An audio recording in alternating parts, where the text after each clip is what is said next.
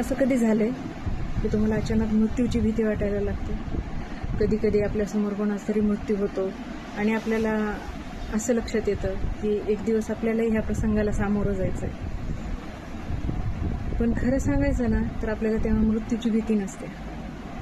आपल्याला भीती असते ते आपण जे आत्तापर्यंत कमावून ठेवलंय त्याची, आपल्या आवडतीच्या वस्तू, आपल्या आवडतीचे लोक यांना गमावण्याची भीती असते.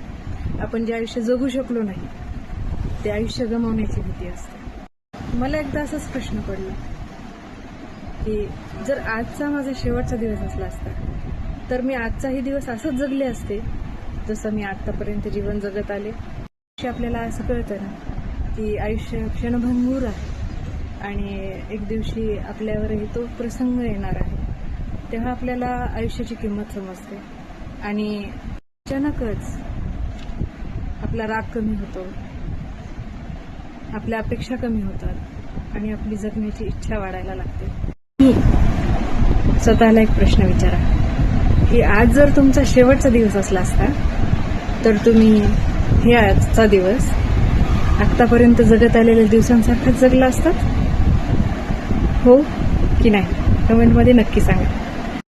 आयुष्य बदलायला ना एक दिवस पुरेसा असतो आणि तो आहे आजचा. हो नाही तर काय.